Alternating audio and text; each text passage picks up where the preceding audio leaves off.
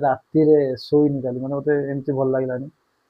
ଆଉ ଦିନ ମାନେ ଆଜି ପୁରା ମାଇଣ୍ଡ ପୁରା ଅଫ୍। ଆଉ ଠିକ ମା ଅଛି। କହୁଥିଲେ ଅର୍ପିତା ଆସିଥିଲେ ରାତି 2ଟାରେ ଆସିଥିଲେ। ତାପରେ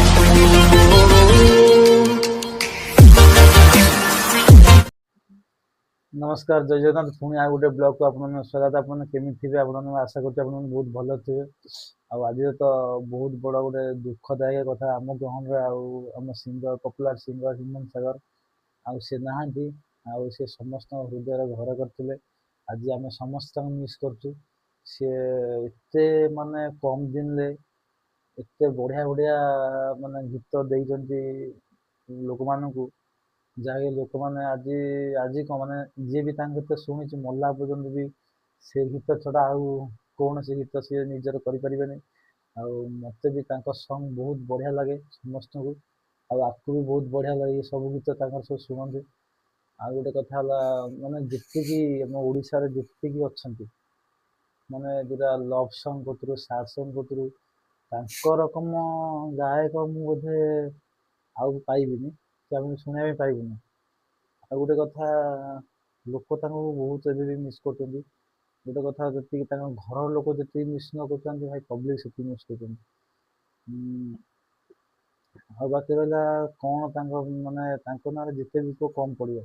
ଫ୍ୟାମିଲି ଫ୍ୟାମିଲି ତ ତାଙ୍କର ବାପା ଚାଲି ଯାଇଥିଲେ, ତାଙ୍କର ସାନ ଭାଇ କାଳେ ଚାଲି ଯାଇଛନ୍ତି।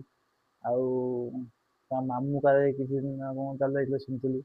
ଆଉ ଯିଏ ବି ଯାଇଛନ୍ତି ସେଇ ଡିପ୍ରେସନରେ ସେମାନେ ବହୁତ ରହିଲେ।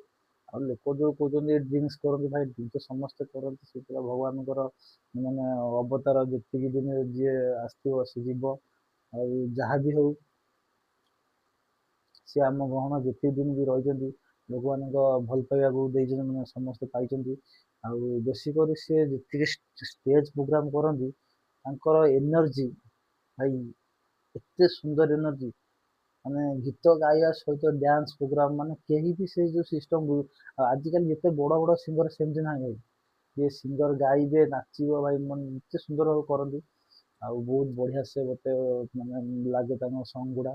ଆଉ ସିଏ ଯେତିକି କଳାକାର ବି ଆମ ଓଡ଼ିଶାରେ ଥିଲେ, ତାଙ୍କଠାରୁ ବହୁତ ଉଚ୍ଚରେ ମାନେ ବୟସର ବରଂ କମ୍ ଅଛି, କିନ୍ତୁ ଭାଇ କଳାକାର ସବୁଠାରୁ ଉଚ୍ଚରେ ଥିଲେ।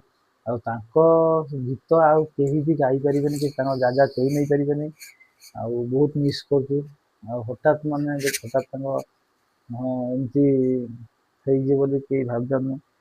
ଆମର ବି ହେଇ ମାନେ ମୁଁ ଏବେ ଶୁଣିନି, କାଲି 9ଟା କେତେ 5 ନା 7ରେ କ'ଣ ତାଙ୍କର ଡେଥ୍ ହେଇଗଲା। ମାନେ ରାତିରେ ଶୋଇନି କାଲି, ମାନେ ମତେ ଏମିତି ଭଲ ଲାଗିଲାନି। ଆଉ ଦିନ ମାନେ ଆଜି ପୁରା ମାଇଣ୍ଡ ପୁରା ଅଫ୍।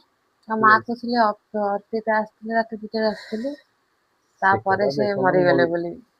ମଲା ପରେ କିଏ କ'ଣ କେତେ କଥା କହିବ ସେଟା ମାନେ କହିବାରେ ଲାଭ ନାହିଁ।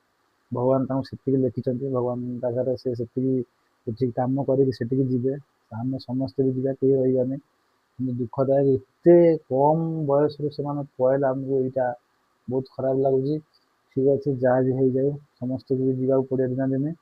ଆଉ ସମସ୍ତେ ବି, ମୁଁ ବି ମହାପ୍ରଭୁ ଜଗନ୍ନାଥଙ୍କୁ ପ୍ରାର୍ଥନା କରୁଛି ତାଙ୍କ ଆତ୍ମାକୁ ଶାନ୍ତି ଦିଅନ୍ତୁ, ଯୋଉଠି ବି ସେ ରହନ୍ତୁ, ଭଲରେ ରୁହନ୍ତୁ। ଆଉ କ'ଣ କହିବି, ଆଉ କିଛି କହିବା ପାଇଁ ମନରୁ ଭାଷା ବାହାରୁନି। ଏତିକି କହିକି ଆଜିର ବ୍ଲଗଟାକୁ ମୁଁ ଏଇଠି ରଖୁଛି ଭାଇ। ଆଉ କିଛି କହିବାରେ ମୋର ଆଉ ମନ ବି ଆଉ ଭଲ ଲାଗୁନି। ଯେତେ କହିଲେ ବି ତାଙ୍କ ତ ଗୀତ ମୁଁ ଯେତିକି ଫାଷ୍ଟରୁ ଲାଷ୍ଟ ପର୍ଯ୍ୟନ୍ତ ଭାଇ ସବୁ ଶୁଣେ, ମତେ ଏତେ ସୁନ୍ଦର ଲାଗେ। ଯେତେବେଳେ ବି ଫ୍ରି ପାଇମି ତାଙ୍କରି ଗୀତ ସବୁ। ବର୍ତ୍ତମାନ ତ ସେ 10 ବର୍ଷ ହେଲାଣି ତାଙ୍କର ରାଜ୍ ହିଁ ଚାଲୁଥିଲା, ଆଉ କାହାରି ଗୀତ ହିଁ କାନରେ ଆମକୁ ପଡୁନଥିଲା ଭାଇ। ଏତେ ସୁନ୍ଦର ପପୁଲାର ଗୀତ। ଠିକ୍ ଅଛି, ଯାହା ହେଇଯାଉ, ବର୍ତ୍ତମାନ ରାତି ବହୁତ ହେଲାଣି। ଆଜି ବାଧ୍ୟ ହେଲି, ମୁଁ ମାନେ ଭାଇ ଯେହେତୁ ମୁଁ ଭଲ ପାଏ, ସେଥିପାଇଁ ଭିଡ଼ିଓଟା ବନେଇବା ବାଧ୍ୟ ହେଲି। ରାତି ପାଖାପାଖି 12ଟା ପରେ ହେଲାଣି। ବର୍ତ୍ତମାନ ପାଇଁ ମୁଁ ଏଇଠି ବ୍ଲଗଟା ରଖୁଛି। ଆଉ ମହାପ୍ରଭୁ ଜଗନ୍ନାଥଙ୍କ ଆତ୍ମାକୁ ଶାନ୍ତି ଦିଅନ୍ତୁ, ଭଗବାନଙ୍କର ଏତିକି ଆମର। ଆଉ ବର୍ତ୍ତମାନ ପାଇଁ ମୁଁ କହିବା କଥା ହେଲା, ଆଉ ତ କିଛି କହିହେବନି ବର୍ତ୍ତମାନ ପାଇଁ। ଆମେ ଭିଡ଼ିଓଟାକୁ ଏଇଠି ରଖୁଛୁ। ଜୟ ଜଗନ୍ନାଥ।